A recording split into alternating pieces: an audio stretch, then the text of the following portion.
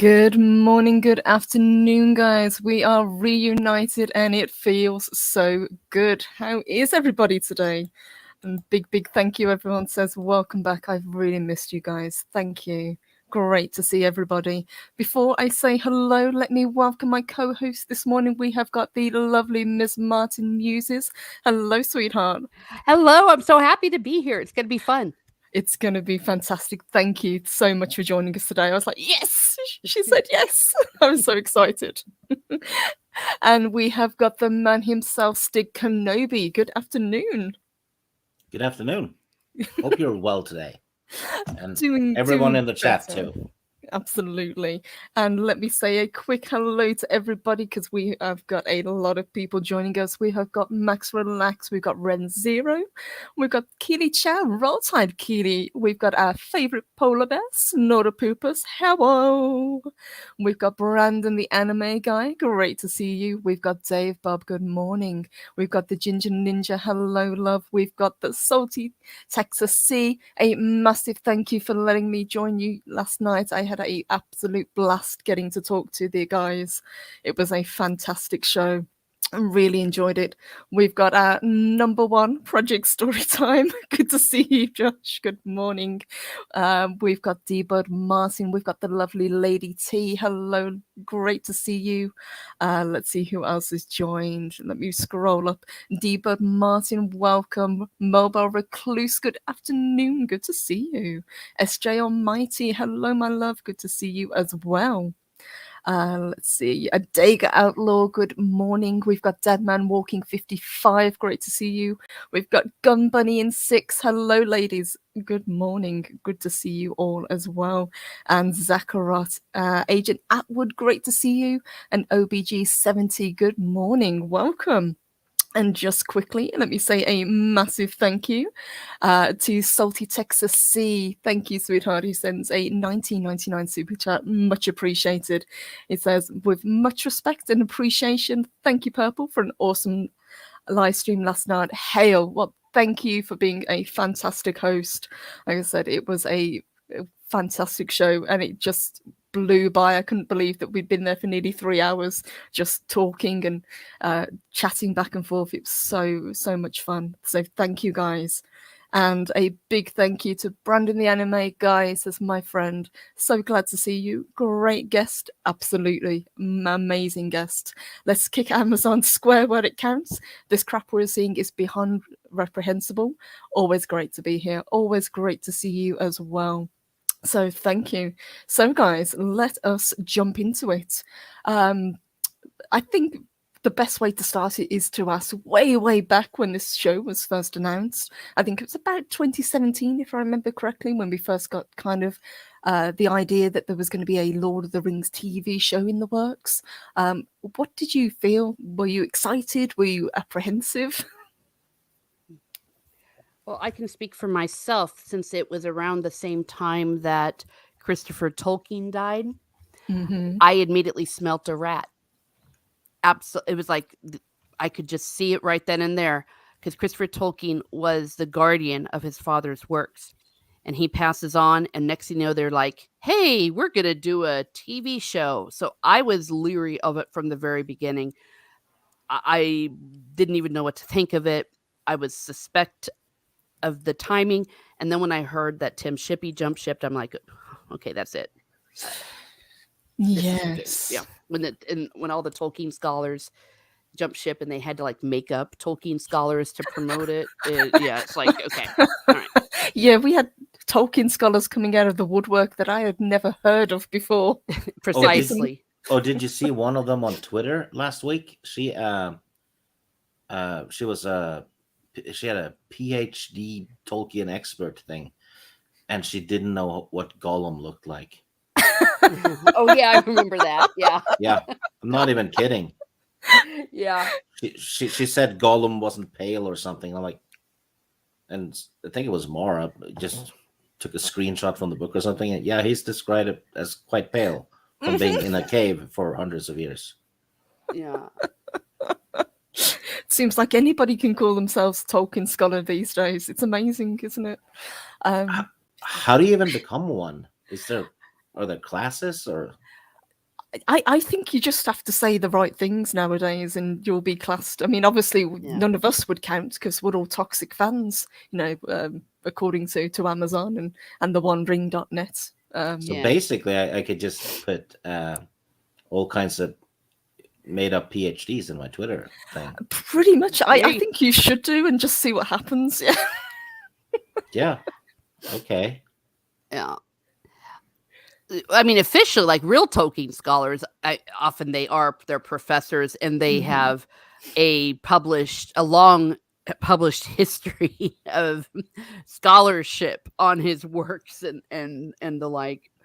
And at least you need to be like, was it Shippey's like a medievalist and who's been studying and writing about it for most of his adult life.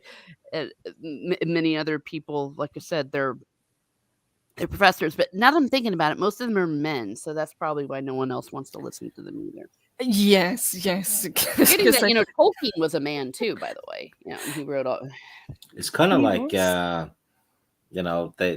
they just put a picture of a Tolkien book as their background picture on Twitter, and then put the PhD in there. And you know what? I've actually seen people calling themselves Star Wars experts as well, and then you see behind them when they do their podcast, it's like every merchandise is from 2020. Yeah, like they're brand new. Yeah, Baby Yoda, Rey, and Mandalorian. I'm like, where's Lando?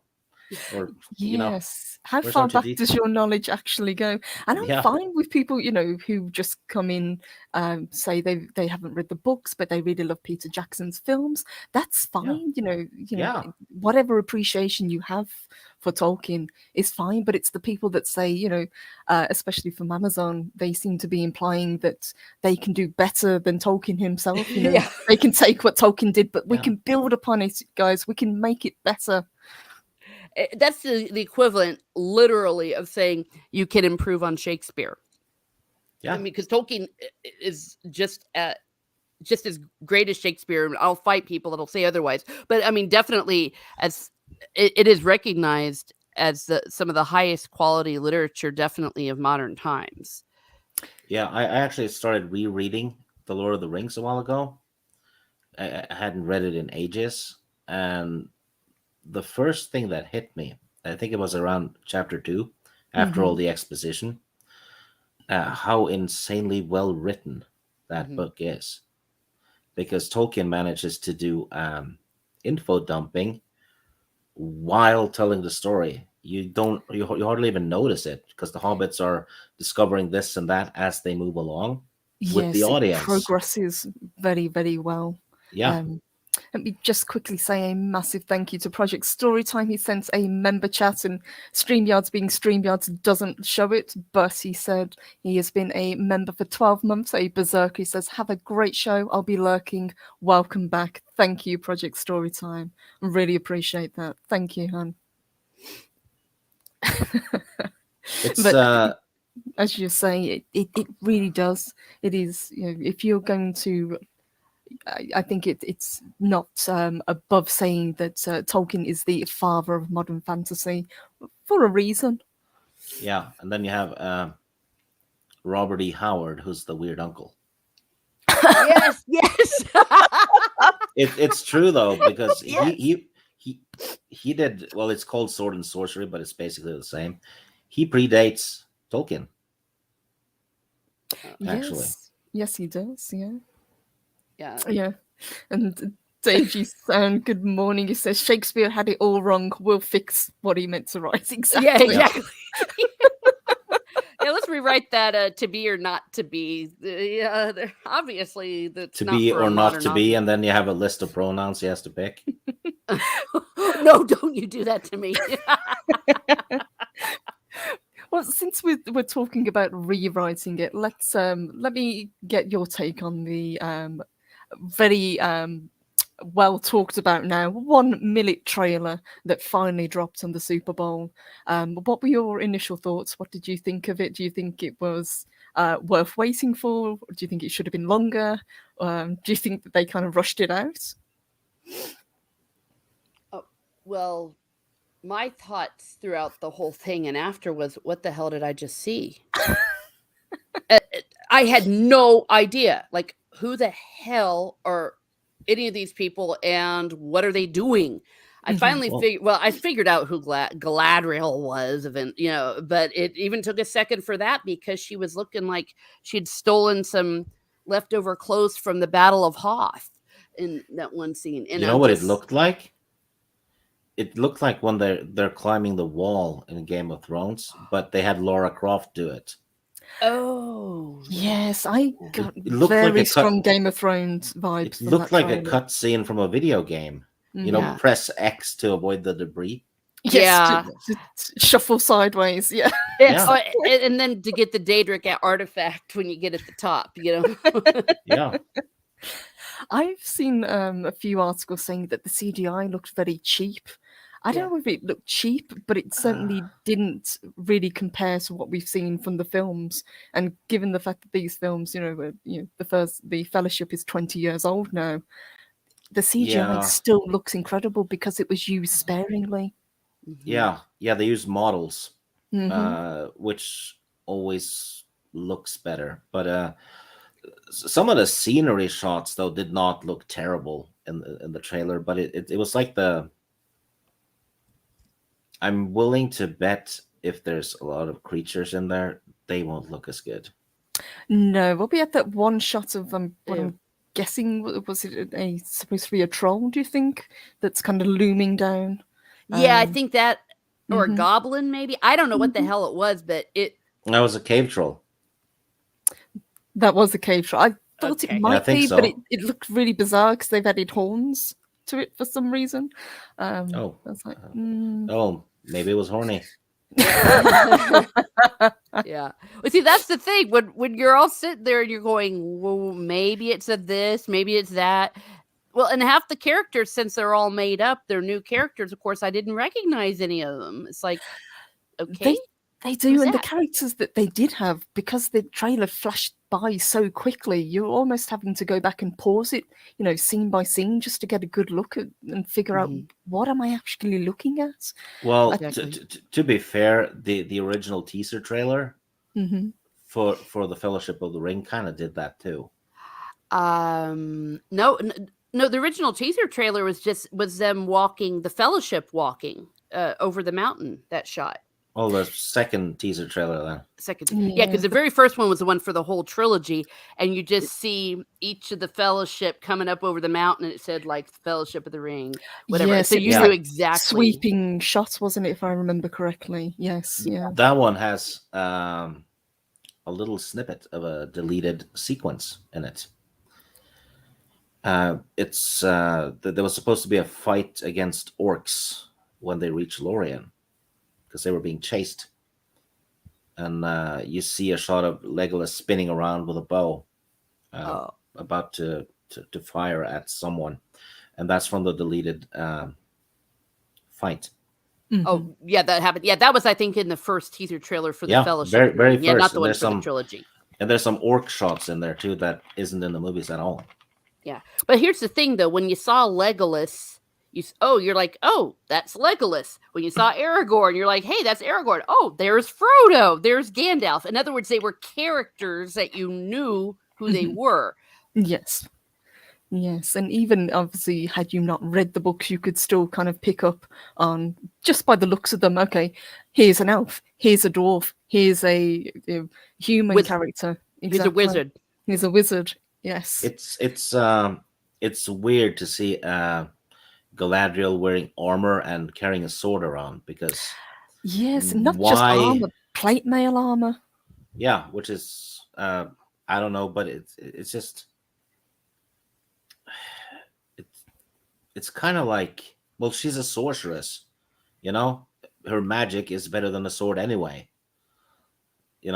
It's like watching Yoda put on a full plate and picking up an Uzi. Yeah. What's not the just point? that, but also the way they shot her. Let's just pretend, okay, fine, they're gonna put her in armor and stuff and whatever, but she's supposed to be ethereal. She is like larger than life, and there was nothing. They haven't even tried to do larger than life. I mean, we're talking about battles between elves. That's what's going on here. If they're going with the Cimmerillion or whatever's going on. These are not men. So it should be, we should have just been going like, holy crap.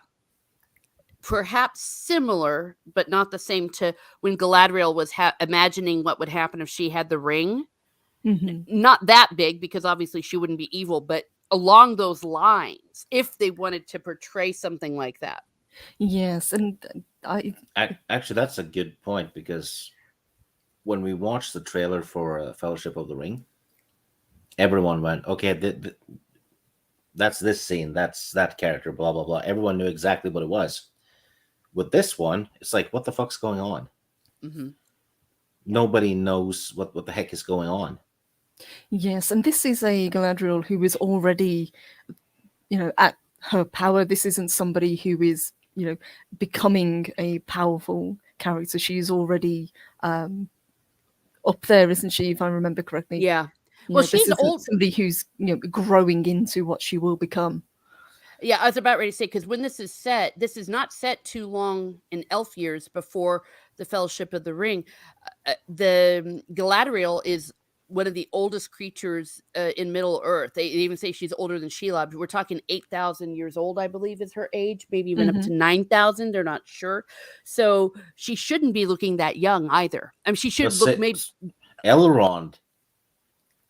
Yeah, I didn't even know that was Elrond until they pointed it out. He just looks like someone who got picked for Hufflepuff. Yes.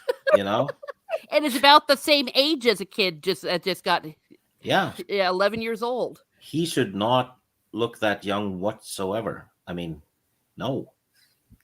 It's bizarre, and it's not even though they've picked actors and actresses that kind of, if they were trying to piggyback off Peter Jackson's films, that actually look like the actors that we know and love.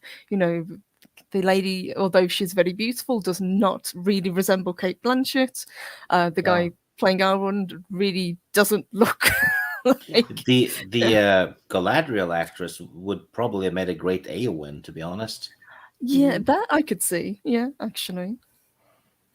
Yeah, well, the scene that the shot they actually have of Galadriel, the one with her and the big fireball in the back, that could almost be a scene with Eowyn, and it just changed some of put her in some Rohirrim stuff.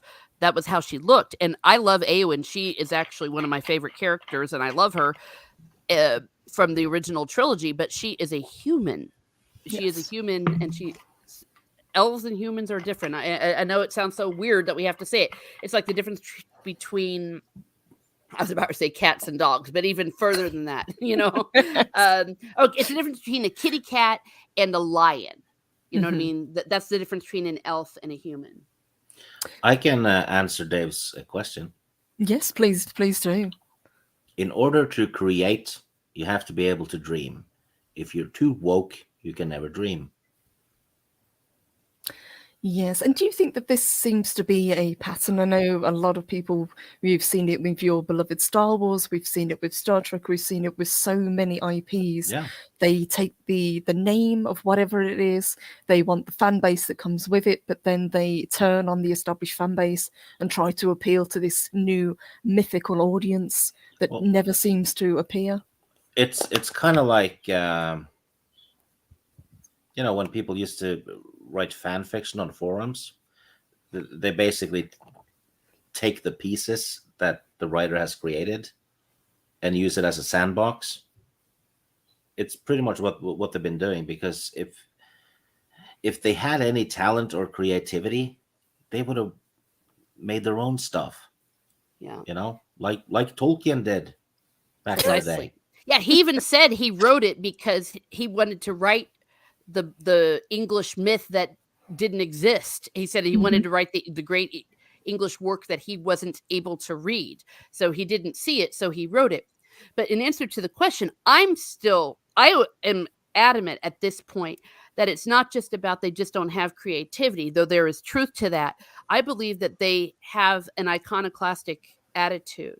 they want to destroy our heroes, because there is a theme that they are destroying the way they destroyed Luke. They're destroying the heroes of our myths. And a lot of these fantasy things are our myths, those of us in our age, the same way they've been smashing statues elsewhere. Well, actually, Go ahead.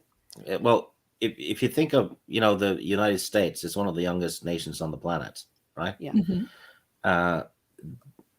The Native Americans aside, that country does not have many myths and legends or fairy tales or anything, and superhero comics and the like has replaced that in the United States. Yeah.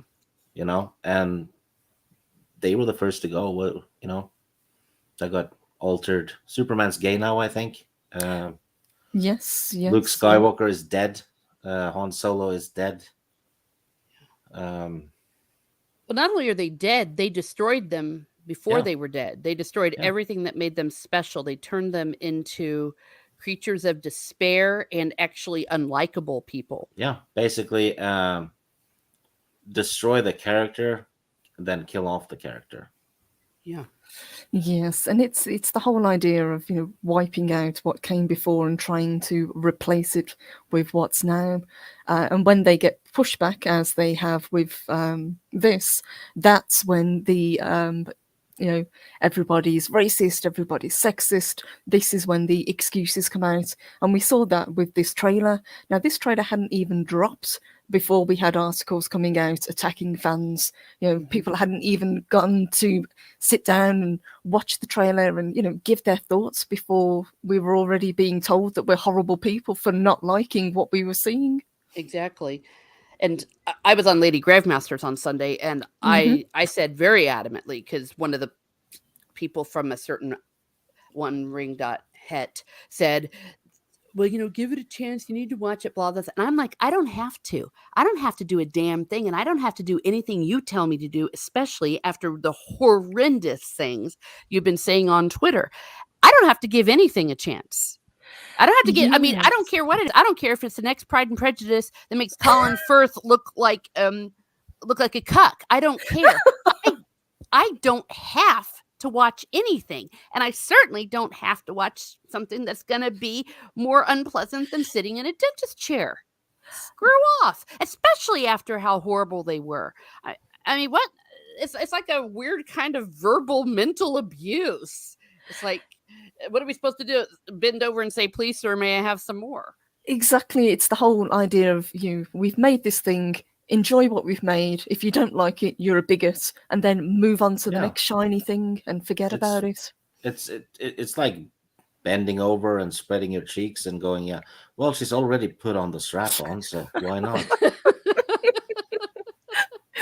You brought up the OneRing.net, and we were talking in the green room before we went live about how much of a change we've seen with this site. Now, back in the day when Lord of the Rings first came out, when the films were first announced, they were the go-to site for information, and they were very vocal on quite a few things that Peter Jackson had done.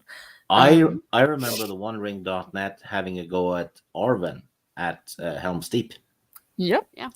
I can't provide the receipts though, because it's 20-something years ago.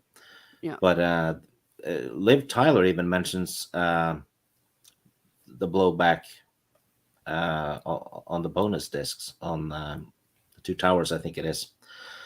And there was a lot of that on the OneRing.net. Yeah, definitely in their forums. So back then, it was bad to have a female warrior then, but now it's not okay. No, it's not okay. Yes, they've really changed sides, and it's a little bit disheartening and kind of bizarre to see them kind of taking this stance. The other thing that has been brought up recently that a lot of people are disputing, obviously, is the idea that people were so against Ian McKellen being Gandalf because of his sexuality. Exactly, which is the biggest. Nobody remembers it. I mean, and we all remember the Arwen thing. Yes. No one, and they even try to kind of take a dig at Catholics, like, yeah, the Catholic thing. And I said, I can tell you, I was there. I'm like, that meme. I was there. from bishops down to priests down to the 8-year-olds reading their comics, nobody said anything about Ian McKellen except, oh my God, this man is the most amazing personification of Gandalf. I can't believe this. Nobody in the church was saying it, and certainly no one in the fandom was saying it. So they're making it up. Absolutely. Ian McKellen with Gandalf has pretty much done what Harrison Ford did with Indiana Jones. Nobody else is gonna measure up in that role. Yes, and if I remember correctly, we almost had Sean Connery play Gandalf, but he declined the role because he thought it was just gibberish. He couldn't understand, what this character was about. And I am so happy that Ian McKellen took the role because he's iconic as Gandalf. Christopher Plummer almost got the job too. Did he? Yes. I could see that. He was. There's an interview on YouTube because he missed out on the role, and he just goes, "Fuck Ian McKellen," because he could have had that role, right? He said Ian McKellen did great and blah blah blah, and he was really impressed, but it should have been me. and he kind of mentions that with the. I think it was with Skyrim because he voices one of the Greybeards. He does, yes. He voices the head Greybeard. Yeah. So he I think he brought that up then too. Yeah. Sorry, I had to bring this up. Isash Melody says the One Ring has definitely transformed into the O-Ring. Yeah. I couldn't have said it better myself. Yeah. Well, it just came out of so far left field that it, to be honest, makes me think that now that we know they're kind of working with the production, that they're being sent out with a message. Yeah. Yes, they seem to be acting as a buffer for Amazon, which basically is kind of bizarre. Yeah. Do this and you'll have access. Yeah. Well, because they live streamed with the Lord of the Rings Prime. So then it came out. It's like, okay, they're working together. So that's why I cannot anymore buy the whole, well, the OneRing.net is different than the thing. It's like, no, they're obviously working together. So they're sending a message and they want to have this message. And I think there's a little bit of insidiousness too, because we all know that they're trying to rewrite Tolkien, and they've not only been not just the whole rewriting the fans with the Ian McKellen thing, but they're trying to say Tolkien was actually this, and making up all this stuff about Tolkien. Well, who are they really trying to do a preemptive strike against? They're the Tolkien scholars. You have like Tom Shippey, for example, who, as far as we know, does not have any religious affiliation. There's definitely him, but there's other places where they're thriving scholarship. There's chairs for Tolkien's work. It's usually in the Catholic institutions. And so who are going to be the people that are going to maybe be writing against it? Already Joseph Pierce has. It's going to be the Tolkien scholars. And so I think that they're trying to undermine it. It's like, well, don't listen to these guys. These were the same idiots that didn't like Gandalf because he was gay. So I think that that's also what's going on. Also, when they hired a lot of those scholars at the beginning, and they quit for, I think hiring them was just symbolic, to be honest, because now those scholars are under an NDA, which means they can't say anything much about the show. What a bunch of jerks. Isn't that terrible to be used to look at Tom Shippey, who probably is the greatest living scholar on Tolkien, if you will, and they go, let's use this guy. Yes, I would agree.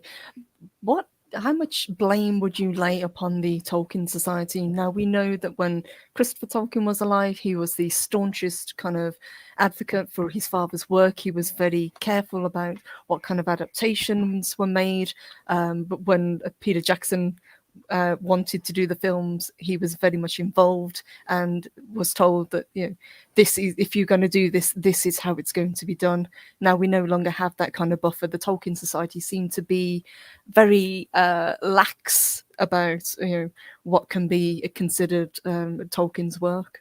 Well, Peter Jackson also had Christopher Lee looking over his shoulder. That too. That's enough to terrify anybody. Yeah. I mean, Christopher Lee, didn't he threaten to walk if they put Orwin at the Helm's Deep battle? I can't confirm that, but we do know that he was definitely there as a guardian, and he's scary. And they all were aware that he was an assassin during World War II. So Yeah, he was. Yeah. because there's that famous line where allegedly they were going to make Wormtongue like scream when he was stabbed, and Christopher Lee goes, "Oh, that's not the sound a man makes when he gets stabbed in the back." Everyone's kind of giving Christopher Lee the side eye. So, Yeah, what? yeah. I think I read somewhere that Ian Fleming, who wrote James Bond, he was Christopher Lee's cousin by marriage. Yes. He based some of the Bond stories on Christopher Lee stories. Yeah. Because Christopher Lee was a spy during World War II. He was. Yeah. He was Secret Service. Yeah. Yeah. Monkey Jeebus brings up a good point. He says, I hate how people are trying to say it's connected to the Peter Jackson movies. It's not. Do you think that this falls, in quotations, the normies, is a way of them trying to link the show to what's gone before? Well, yeah. But here's the thing. Let's say it is connected to the Peter Jackson movies. What happened to the Black Hobbits between this show and the movies? Yes. I've seen the meme. It's really funny. Because they're gone. They're gone, yes. It's terrible. It's terrible what the implication is. So the only explanation, if it's set in the same universe, is that in the Shire at some point before The Hobbit, the Brandybucks or someone did some kind of ethnic cleansing. Yes. That's the only way you can explain it. Yes. What happened to the Harfoots? Exactly. Yeah. They took them to the Barrow Downs and left them or something. I don't know. Yeah, it does implicate. I don't think it's sending the message they think they're sending. No, it's sending a bad one. Yeah. Well, there's that meme I've been seeing going around Twitter where the hobbits are like, well, where are they now? And Elrond just has this shifty look in his eyes. And it's like, oh my gosh, that's terrible. But I mean, out of all the things, though, I think that those are the least egregious. I know that there's some arguments for why you would not have such mixed races, races from our points of view. There were mixed race, but it was different. But I guess I could live with that. You know what I'm saying? It's story that I often look at when I'm like, okay, what are they doing? And just the fact that so many characters in this are not even in Tolkien's works. Why? When you've got a gazillion characters to play around with, why do you have to come up with original characters? Yeah. That to me is we the had question. the quote from the producer Lindsay Webber, didn't we? When she was doing the interview, she said it only felt natural to us that an adaptation of Tolkien's work would reflect the world what the world actually looks like. And then she went on to say, Tolkien is for everybody. His stories are about his fictional races doing their best work when they leave isolation of their own cultures and come together. Well, yeah, the last bit is true. But Tolkien's stories are for everyone, but Middle Earth is England. It's a mythical England in a certain place and time too. Yeah, so if it belongs to anyone, it's the people of England. Yes, it's like you said at the beginning of the show, this was a mythology that he realised that England didn't really have anything to fall back on because of the history that we've had, been invaded, we've been conquered so many times from various countries. There is no solid English mythology, which is why I think we lean so heavily on like Scandinavian mythology, Celtic mythology, that You're kind welcome. of thing. Thank you. Yes, it's awesome. yeah. We love it. Yeah, but you're right about the Celtic part. Though I was more from Southern Ireland, so it's so naturally that was there. But it is the closest I think y'all have are things like the Legend of King Arthur, for example. Yes, that would probably the most closest, and something like Robin Hood, I would say also. Yeah. But here's the thing. If that was a problem, that they wanted like more people, more diverse peoples to like Lord of the this myth, to like these stories. What the frack have they think's been going on the last 70 years? This is the best-selling series, the best-selling work only next to like the Bible. Okay. In other words, obviously, it's not just a bunch of pasty white British people that are liking this. Okay. There's a lot of people in the world, and these movies were universally loved. They were everywhere. So yes, it wasn't. They implied that this was, a little series of films that kind of went under the radar. Nobody remembers, nobody watched. These are books that nobody read growing up. Exactly. And there's no way it would have been as popular as it did if it was only white men reading it, for crying out loud. Agreed. I Absolutely. mean, it sold worldwide, Yeah. and translated into how many different languages? At least 7. And one of them is Klingon. Yes. Yeah, but it's like Star Wars. That one was a global phenomenon as well. And the first movie only had one black guy in it, and that was James Earl Jones. His voice was in it. Still, the story was timeless. It was designed to be timeless. Same with Lord of the Rings. Going back to the hero's journey that you were talking about. Yep. Yeah, but if you take something that by design is supposed to be timeless and make it 2020 relevant, right? Then you've dated it. You basically ripped the whole heart out of it. Because, identity politics in, I don't know, England and the United States is not necessarily relevant in Japan or in Hungary, So you basically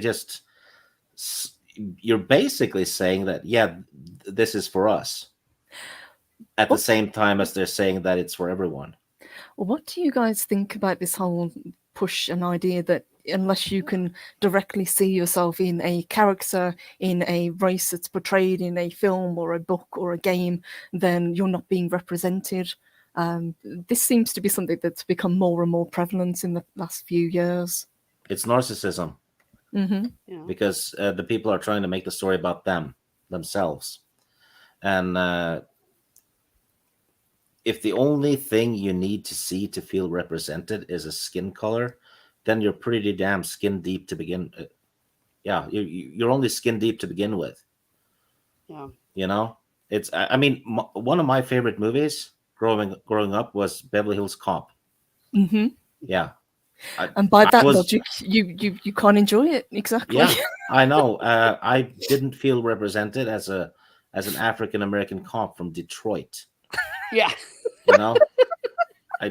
He wasn't me. Yeah. And to be honest, I don't think I feel represented by anyone in Star Wars either. To be, Yeah, except for, the obvious. Well, you know what? One of my favorite characters that actually I have related to, very honestly, throughout my life has been the character Jean Valjean from Les Miserables. I read the book when I was young because of the musical. I can go lots of reasons why, but I can tell you this. I most certainly am not a convict man on the run from the law who can is so strong that he can lift how many pounds of go around lifting up wagons and exactly and running through France. And I'm sorry, Jean Valjean does not in any way resemble me, but I related to his struggle. That was why we loved him. And you kind of cheered for him. You wanted him to be happy. Imagine the people who love Allo. Oh no. I love Allo. Yeah, me too. But who the hell represents? I who sincerely feels hope represented in that one? I mean, I sincerely hope, like I said, I'm not represented in that. Or Seinfeld, or any of these. Exactly. Yeah, South Park. growing up, my favorite character in comics was Batman. Now I have absolutely nothing in common with him, but I've always loved the character. And as you say, this whole idea that unless you directly see yourself represented on the page or on the screen, it's very bizarre, and it does seem to be, as you say, it is very narcissistic. Yeah. And let me just say a massive thank you to OBG70. Thank you, sweetheart. And he says, anime is popular and I am not represented in any of it. Absolutely.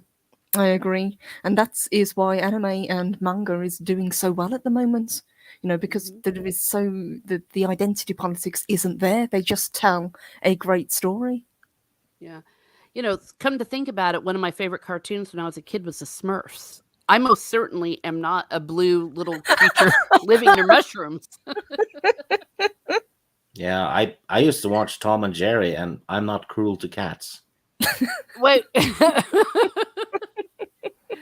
He just hates cats, but you're definitely not a cat. Yeah, I hate them, but I don't kick them or set fire to them or whatever Jerry did. Yeah, well, and you certainly aren't a mouse.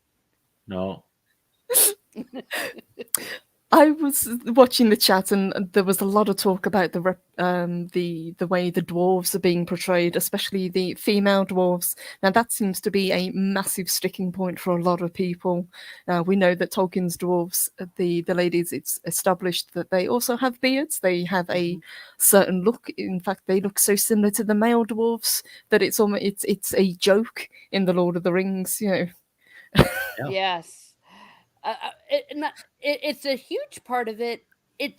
But it's also iconic, and there's no reason why they couldn't have put a beard on her and made her look good. They did that in The Witcher. I've seen that picture going around. It's like, just because a chick has a beard, it'll be obviously a fantasy beard. It's not like it's going to be the kind of beard you might see on your great grandma, Exactly, yes. It's a full, probably styled with ribbons or, jewels or something. Exactly. Yeah, because that's what chicks do. Yes, Yeah. we accessorize. But even in one of my favorite fantasy books series, Discworld, for example, they have dwarves, and the female dwarves also have beards, and very much like Tolkien's dwarves, it's almost impossible to tell the male and female apart. But they're still there. Yeah. Well, and I did say on Twitter, the person didn't respond to me. They don't tend to. Have you noticed that? I said the real question that you all should be having isn't why people. Let me rephrase that. The real question is, why did they go, we need to have a female dwarf, and they thought black woman, Yes, and they in thought a dress. Yeah, and Dwarves don't wear dresses.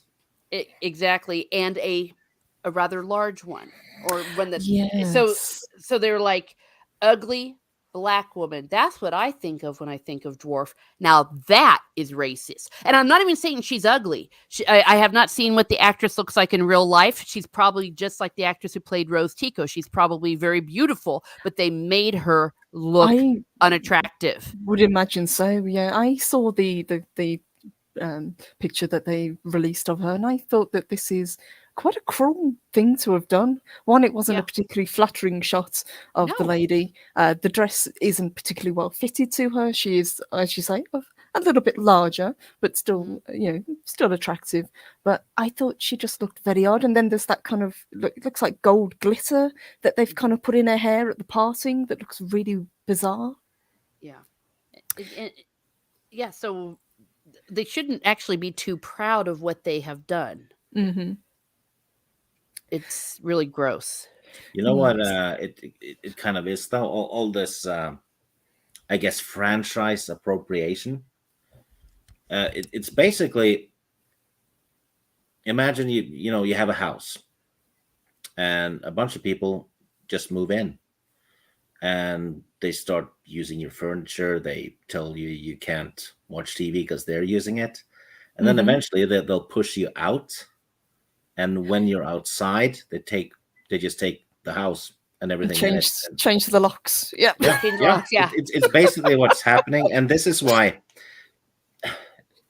this is what happens when you don't gatekeep, and it's too late now.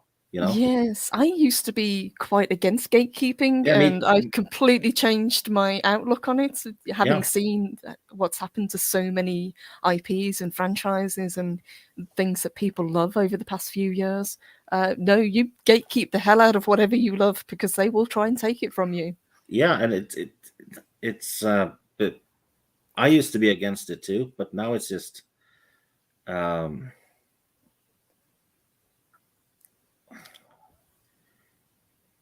it's like they move into a franchise and go, yeah, I'm a huge fan of this, let's change it so it's perfect for me. Yes, Yeah. it's the whole idea of this is ours now, this isn't yours. If you don't like it, you're a bigot. Yeah. Well, I was gonna say, yeah, they come in, they stomp all over you, they call you horrible names like an abusive spouse, and then they're like, "Why don't you love me? Why don't you love me?" And you're out there in the cold, beaten and bruised, and you're like, "I don't know, maybe this kind of hurts. Maybe I think you're not good for me. Maybe I'm Yes. gonna leave you now. I'm gonna have a divorce." Yes. I'm going to take all the good memories that we had and I'm going to go. So, yeah, thank Yeah. you for that. Um, I just I just quickly, sorry, sweetheart. Big thank you to Punkwater, who says needing representation in everything is just another push to keep the other, in quotations, out. I know who I am and I like to experience what somebody else creates. Well said. yeah, Absolutely. I did a suggestion on Twitter a few days ago, or rather, I said what I would do, but on September the 2nd, the day Tolkien died, actually, when the show premieres, Yes, foreshadowing. I was Uh, so mad about that when I realized. I am gonna Foolish. buy a Tolkien book, a hardcover Tolkien book, instead of watching the show, and I'm not gonna buy it from Amazon. Yeah, I mean, because this is how you know, instead of getting pissed on, right? Hmm. You're getting something good out of it instead. That's it, and that's what we say a lot of the time. Close your wallet if you do not like what Yeah, they're doing. Don't support it. I can fully accept anybody who has decided, having seen the trailer, having seen the posters that have been released, which were also kind of boring. I thought I didn't Yeah. think there was much imagination put into them. Um, I can fully see anybody who decides to just walk away. I support that. Why would you want to watch something that is going to bastardize something that you loved? I've actually Yeah. been doing it all year. Every time a movie comes out that I was looking forward to a little, and it turns out it's gone woke or whatever, right? Hmm. I don't watch it. I watch an older movie I've never seen before instead, and I'm having a blast with it. Mm-hmm. Yes, and just quickly, big thank you to Brandon, the anime guy. Thank you. It says, I heard anime. My lady in chat, you are right. I do not see myself in any anime character, yet I relate to many and love anime and manga. Absolutely. Thank you. Thank you, guys. Really appreciate that. Yep. Just touching a little bit more on there's something coming out in 2024 that we were talking about in the green room that might be a bit more of a silver lining in regards to Tolkien. Now we've got the anime film that is coming out, jumping off the back of the comment that we've just had. So slated for April 2024, we've got a Lord of the Rings anime. It's the War of the Rohirrim. What do you guys think about that? Do you think it's something that you'd be interested in? Is it something that's kind of piqued your curiosity? I have changed my attitudes towards it over the past hour or so because I I just saw it and automatically I was like, nope, nope, Hmm. nope. And then, oh, rather, it was last night. It just feels like it was an hour or so because I slept. You all were talking about it and saying that it was actually not being done by these dumbasses. It was being done by some of the team from the Lord of the Rings movies. So I'm That's right. Yeah, it's a joint project with Warner Brothers Animation and New Line Cinema. It's executive produced by Philippa Boyens, obviously, who had a big hand in Lord of the Rings and The Hobbit. Um, I I'm cautiously optimistic that this is going to be something that is going to be good. I think the brief synopsis that they've given sounds interesting. So what it said is, Lord of the Rings, the War of the Rohirrim, will tell the story of Helm's Deep, focusing on the life and blood-soaked times of one of Middle-earth's most legendary figures, the mighty King of Rohan, Helm Hammerhand. I'll wait and see until we know more. But Yeah. I have more faith in this than what Amazon's doing. Yeah. I would agree. I've got to admit, I think the sad part is, as well, as fans, we seem to have this kind of almost Pavlovian knee-jerk reaction whenever something new is announced to do with an IP that we love. We automatically kind of think, instead of being excited for it, and instead of thinking, this could be amazing, this is bringing something that we love to life on the big screen, we're going to, is this going to be woke? And I hate that, that's the way that my mind goes now. Well, it's an automatic response, and people have been conditioned for it. I think, given all the the franchises that have been pissed on, but Yeah. you can compare it to back when Batman Begins was announced. Yes. Mm-hmm. Everyone Yeah. were excited and cool. This is going to be fantastic. Blah blah blah, and we were all looking for the good stuff in it. With the news, but with the new Batman, it's the opposite. It's like which part is going to be woke? Yeah. Well, it's like the filmmakers, they've lost our trust. That's what's happened. I mean, look at the Star Wars story group. When that one was announced, people were looking at them and going, "There's almost no writing experience between them at all."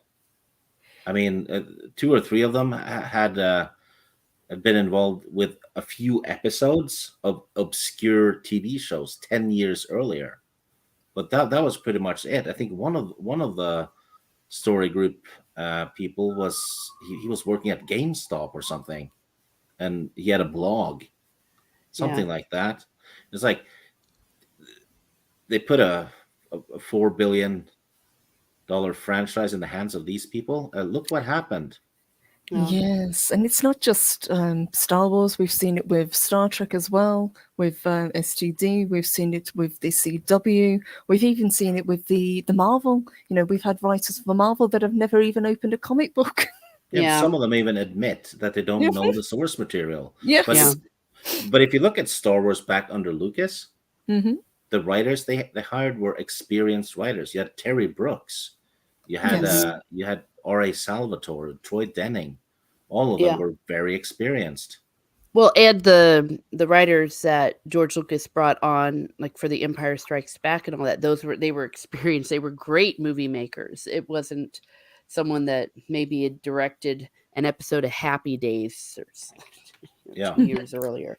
It's absurd. Well, and that's one of the things about this new series for the Amazon Prime, is these guys, this is their first credited work as writers, and they're sitting there telling us they can do better than Tolkien.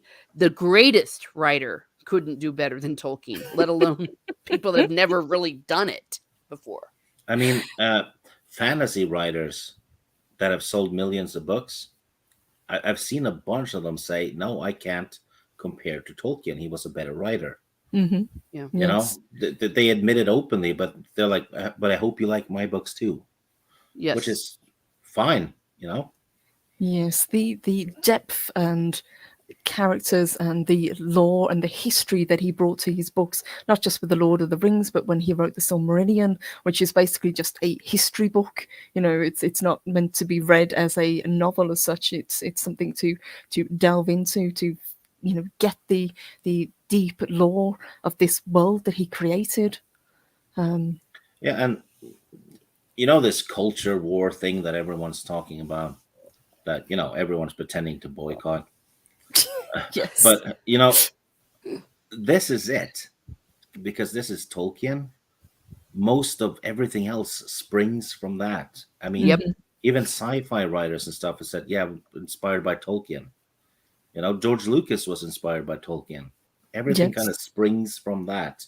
So if there's one culture war battlefield to be fought, it is this one. I think so. And it seems to be this has kind of really ignited people. You know, this is the same way that Star Wars did back when it came out from Disney. You know, the fans have kind of rallied and it's got people talking, and people seem to be, Well, for the most part, on the same page. well, as Star Wars though, not really. That they're Hmm. just standing with Gina in between the shows. Until the next show comes out. Yeah, exactly. And then like, Um, oh, I'm watching it for my channel. Yeah, nobody asked you. You know. I just want to say a massive thank you to SJ Almighty. Thank you, sweetheart. He's tipped us a 678. Thank you so much. I really, really appreciate that. Thank you, sweetheart. Do you think that there's kind of a I don't know whether it's a disconnect or being disingenuous with a lot of people saying that they're going to boycott something and then watching it. I seem to see that a lot at the moment. People say, "Oh, I'm never going to touch Star Wars again. I'm never going to touch Marvel again." But a lot of people seem I to I have a change their word. minds. I've come up with a word for it. It is fan trenders. Oh. People are a fan of what's trending. Oh no. Well, it's We're gonna true, get though. in trouble. Go for it. Like I say, I would never say that somebody can't say something, but I've noticed a lot, you know, and for me, I didn't review Star Wars simply because it didn't interest me. It wasn't because I was boycotting it for any particular reason. It just wasn't something that I wanted to cover because I knew a lot of other people were covering. But at the same time, I would never say to somebody, you know, don't watch it, or you know, just because I don't want to watch it, you shouldn't watch it either. No, But it's more a case of people screaming loudly that we must boycott this, and then they don't do it themselves. Yeah. so it's do as I say, not as I do. Yeah. Yes. Well, you will Kind know of them like by their deeds. kind of like Charlize Theron with a mask. Yes, I saw that. I love it when hypocrites get called out. It does make me smile. Schadenfreude. Yeah, couldn't have Yes, happened better, exactly. people. Yes. Yeah. Well, there is something though, in my humble opinion, to be said about. I don't really think there's anything we can do to stop people from doing this. Lady Gravemaster was saying that she's convinced this is all a bunch of money laundering schemes. That that It there, just seems to be, yes. yeah. How do they keep funding these things that don't seem to be making a great deal of money? So, in that being said, I really don't think we could stop it. Like, even if you did want to boycott it, and I never, ever, ever call for a boycott for several reasons. But even if we did, I do for several reasons. I know. But what I'm trying to say is I don't call for boycotts. Mhm. But even if everyone boycotted it, it wouldn't make a dent because there's something bigger going on. Their funding is coming from somewhere else. It's far beyond what we can stop. Mhm. I think with the case of Amazon, Jeff Bezos himself claims to be a massive fan of Lord of the Rings. So even he was the only person watching it, we would still get this show. Now, do I think we're going to get 5 seasons like they're trying to claim we're going to get? I don't think so. This is already shaping up to be the most expensive show ever Well, produced. you know what I think is going to happen? I think the show is it's gonna do okay. I think, but it's not gonna blow everyone's minds and earn them a ton of money. But I think what's going to be sacrificed is the Wheel of Time show. Yes. It's going to be sacrificed for the Lord of the Rings, and then. Do you think that was kind of used as maybe testing the water to see how fans would react to massive changes to established IPs? Um, I actually personally don't think so. I don't Mhm. think they think that hard. True, I yeah, might be giving them a little bit too much credit. yeah. Holy crap! The Wheel of Time show that's a train wreck. I mean, as far as I've seen from the Amazon Lord of the Rings show, the Wheel of Time did worse, way worse. Mhm. Yes. From what I've heard from everybody who's watched it, from everybody who has read the books and know how the story should be, it's such a huge divergence that Yeah, it's almost unrecognizable. So yeah. They it even begs put the stuff. question, why bother? They even put stuff from book 3 and 4 into season 1. Like you said, it's like putting Return of the King into Fellowship of the Ring, and Yeah, we'd be like, yeah, "Who the hell is Denethor?" yeah. But if for those of you who are watching and are readers, uh, I read the Wheel of Time. It's actually great, and it ended well. Yes, I am going to put it on my read list. It's a series of books that I've always known about, but for whatever reason, I never actually kind of sat down and read through them. But I've heard such good things about them from so many people that I'm going to. And but obviously, I'm going to skip the TV show because why would you watch something that's subpar when you have something that's so much better in the books? Mm-hmm. Yeah, or just watch another show that that you've been wanting to watch. Exactly. And hello, Katina Martin. Hello, sweetheart. She said, I thought Lady G was going to bust a vein. She was so upset at the Wheel of Time. I But can confirm that she busted two. that's the Two veins. passion. That's the passion of fans. Yeah. That's what they desperately want people to feel for these shows that they're producing. But because they're subverting people's expectations in quotations, they're not getting the response. They're getting blowback, and then that's when the name calling starts. And as we already pointed out, they had these excuses lined up even before the trailer dropped. We had articles already ready to go, decrying the fans for being bigots and racists and all the other usual names that get thrown at us. Mm-hmm. Imagine doing that. Um, let's say you buy a store and you're going to sell pottery, right? And the week before the show, the store opens, you're standing on the street calling people bigots and racists. Yeah, and yelling at Not, them and not, heckling. yeah, not good for business, is it? Yeah, it's like, you suck, you suck. And then, Yeah. please come to the opening of my pottery store. Exactly. Yes. Why won't everybody buy what we're trying to sell? Yeah. Why don't people like me? Why didn't you buy the black pot? You must be a racist. Exactly. Bigots. Yeah. What's wrong with you? Why don't you support us? And Cavatinho, Gavin Manche, yeah, I saw that today. Yeah, he says, on a side note, JJ Trek movie is coming back. Indeed, we have a fourth film in the works. Again, Yeah. That's what we've always wanted. exactly. Yeah. Yeah, who asks for this? Somebody put your hand up so I can blame somebody, please. JJ, who also was a huge fan of Star Wars and Star Trek before Uh-huh. he made it. Remember that? Yes. Kind of like Kevin Smith was a huge fan of He-Man. Yeah, Yeah. I'm seeing a pattern Yeah. here. Well, I'm not denying that he most likely was huge at the time. Oh, But- no. Well, now So it he's was done a- all that marijuana, so. It was a half lie. Yeah, I mean, back then he ate baked goods. Now he's just baked.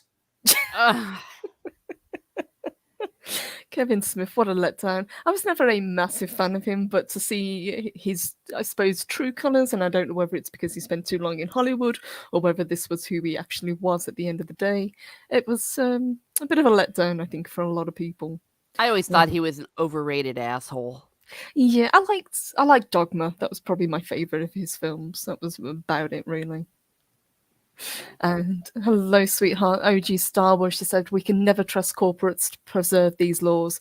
We have to do it ourselves through buying the novels and sharing the stories. I couldn't agree more. Absolutely. The the big companies like Amazon and Disney and stuff, Mm-hmm. they're basically the Burger King of storytelling. Yes. It is, because it's junk food, and they sprinkle it with member berries. Yeah, it's easily consumable entertainment and then move on to the next thing. I think it's Gary, if I remember correctly, that talks about the jingling keys in front of people to distract them. Yeah. Yeah, and it works. Mhm. So as long as it works, why should they stop? Yeah. Absolutely.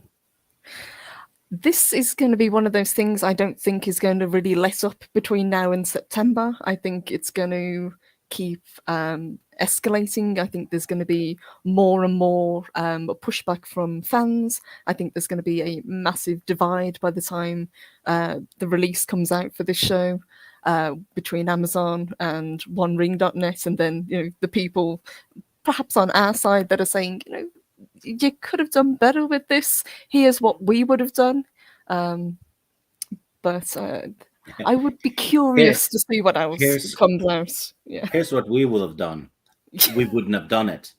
Yes, that would be the first point. Yes. Yeah. Well, or if you were going to adapt the Silmarillion, for the love of everything, do it. I mean, there's not material there that there is material there rather that is unbelievably amazing and could make a really badass series, and they have the money for it. They're just choosing not to. Done? They could have done several shows and tied them all together as the Silmarillion. Yeah, precisely like an anthology series. Yeah, standalone stories, but under the banner of the Silmarillion. Yeah, yeah, and had it go on for 20 years. And I would have probably liked it. But what will we be doing? I'm going to keep reading the books and keep doing, on my channel, the videos that I have been doing about the letters, especially of J.R. Tolkien, because the man told us what he thought about his books, what he thought about his works. He left it for us for posterity. So it's not like it's a secret. So once you've read the books, I always say read all the books first. Even before you see the movies, read the books, because you want your first experience of this massively amazing myth. You want it the way Tolkien presented it to us, and then go and maybe start watching some of the adaptations. But it's so beautiful. And if you were to start right now with The Lord of the Rings, The Silmarillion, The Hobbit, you're probably going to make at least a 2-3 month commitment if you're really reading fast, but you can easily make it last for a whole year commitment and just savor it like a fine wine. Absolutely. I've been reading 1 chapter a day for the most part now, because I figured that was a good way to do it, because then what I read kind of festers in my mind.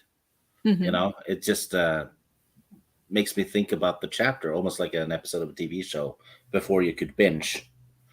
That's the best way to do it, as you say, because these books are so well written and because they flow.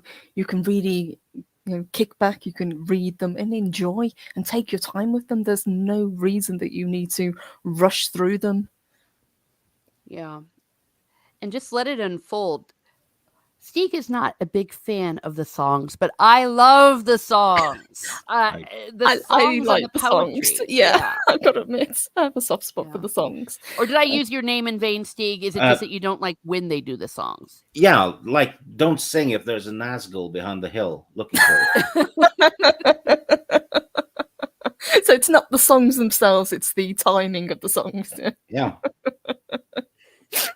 That makes sense.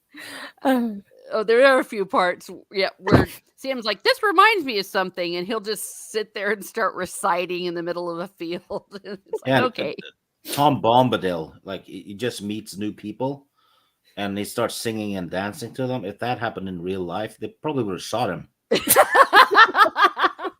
Or just giving him a really wide berth. This guy's kind of weird. Yes, like he's the Middle Earth version of a mime that gets too friendly.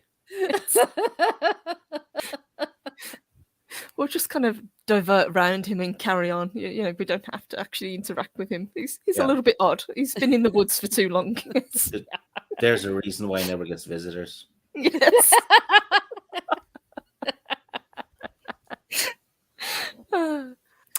Like I say, I am curious if this is something that it's not going anywhere. Let's be let's be Yeah. real about it.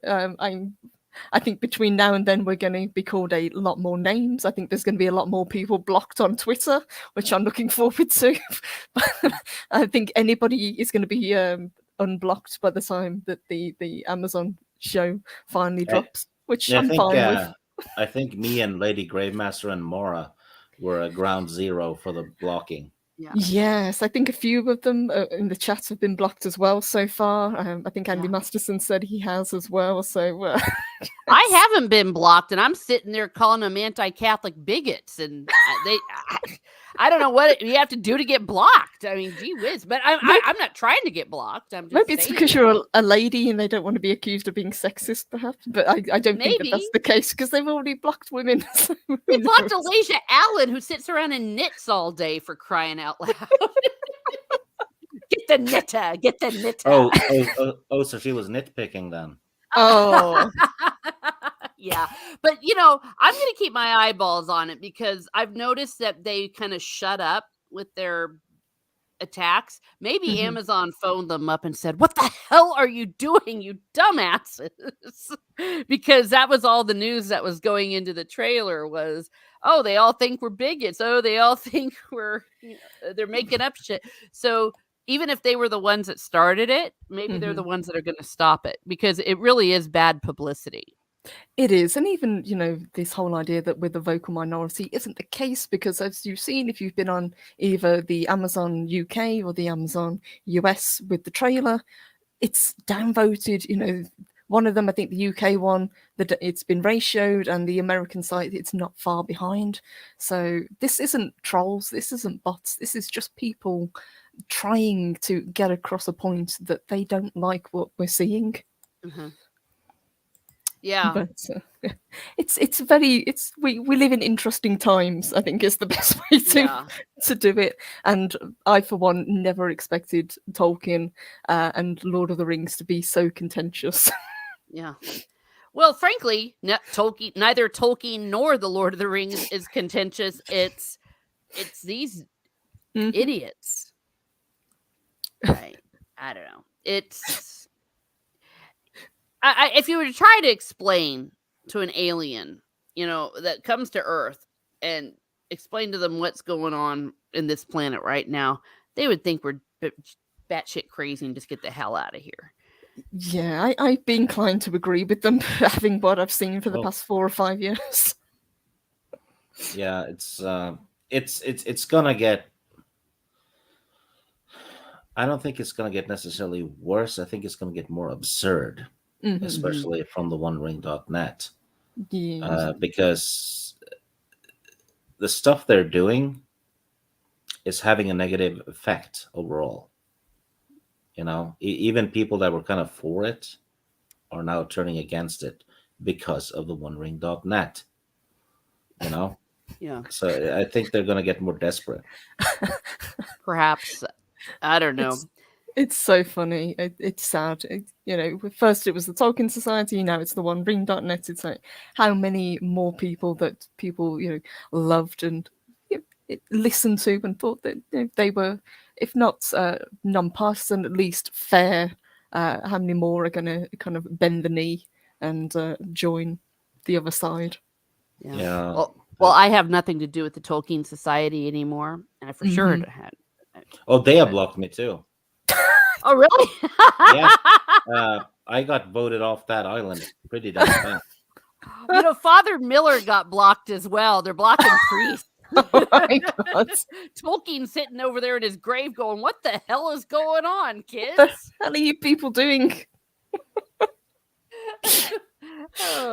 They would have blocked Tolkien's grandmother at this point. They would have blocked Tolkien himself. Yeah, Yes. had he spoken out against it, I can imagine. Yes. They wouldn't have had anything to do with Tolkien. He thought that all these hippie types and all that were trying to hijack his story, he thought they were complete idiots. Yeah. Because that was happening in the 60s. Eric Cartman from South Park believes that too. He has something in common with Tolkien. Oh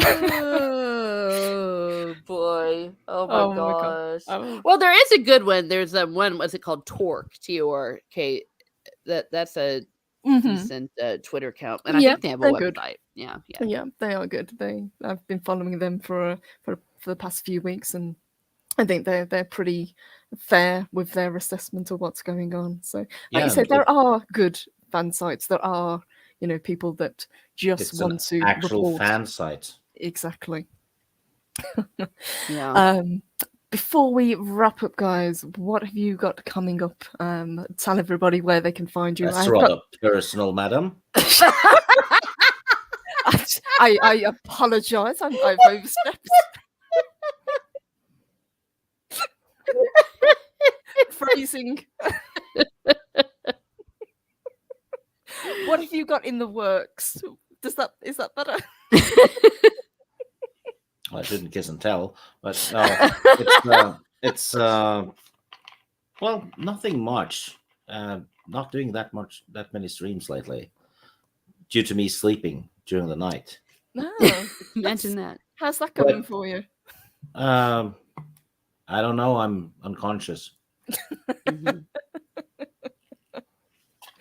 but at least I wake up. It does catch up with you though if you're doing a lot of late night streams. Yeah, I've had that happen. Yeah, absolutely does, and it screws up the next day. That's the thing. Yeah. Well, sure, you're going to be on Mara's tonight, right? If I'm awake, yes. Oh, okay. And then on your Lord of the Rings thing on Saturday. Yes. Yes, I've been watching your reviews. You guys really, really get in depth. I'm loving it at the moment. I love the passion that you bring because there's just not enough of that at the moment. People who really know what they're talking about, and you can hear it in your voices. So thank you guys for that. Yeah. Next Friday on Maura's channel, she and I are doing our top 10 guilty pleasure movie list. Nice. Which is going to be fun. We do one of those top 10s every month. So yeah, I'm looking forward to that. Listing up all the stupid movies I watch anyway. Yeah. Well, Steve you all kind of answered that question. Yes, I'm going to be having my book club, Lord of the Rings book discussion at 12 p.m. Eastern, 11 a.m. Central. Every Saturday morning, we are on Return of the King. We just started book 6 of the Return of the King, where we go back to Frodo and Gollum and Sam on Mount Doom. We're also going to have a bit of an extravaganza earlier that morning at 8 a.m. We're going to be having with Lady Gravemaster and Father Sinatra. We're going to be doing Catholic explaining Lord of the Rings, talking a little bit about that aspect of Tolkien's life and his works. So as I say, the 8 a.m. one Central is where we're all going to behave ourselves. And then at 11 a.m., I cannot guarantee we will behave ourselves. Yeah, because Rennie's on. No, it's not just Rennie. Yeah, sometimes we do get the giggles about certain things because the language is, well, it can be a little bit suggestive. And of course, Lady Toriel is with us as well for that. So yeah. That's a fantastic group. Yeah, we have loads of fun. So thank you, and thank you for the kind words that you said about that. So that's going to be going on. And then Monday night, I'll be doing a double pick, and that's going to be Western movies. So nice. I love Westerns. I'll be tuning in for that one. Absolutely. I will probably be on that one. Yes, you will be awake. Maybe. I will be invested.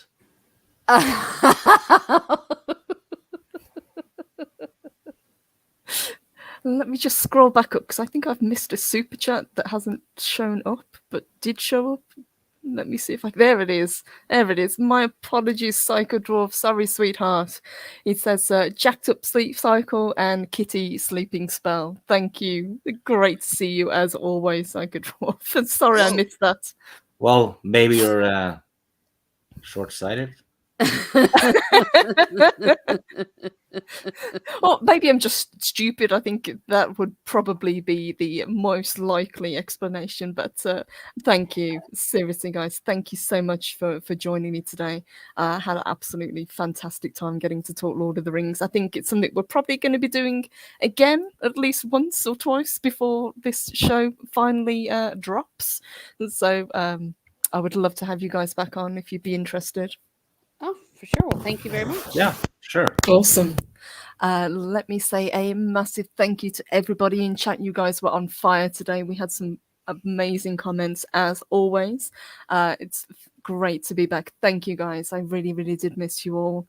A massive thank you to everybody who sent super chats, who sent member chats as well. You guys are the best as always. Guys, if you are not subscribed to either Ms. Mardu Muses or to Stig Kenobi, links are in the description. Please do, because they do fantastic work as always. No. No, I yes, don't. yes, do. Don't argue. He indeed does. He really does. And Miss Mardu Muses, she is one of the most knowledgeable people when it comes to the Lord of the Rings. As I said, I love getting to listen to their in-depth discussions. So, guys, please, please check them out if you have not already. And guys, I will be back on Friday as usual. Until then, have a fantastic Wednesday. I hope everybody is doing okay. Hope everybody is well. And let me say once more a big thank you and take care, everybody. Okay, goodbye.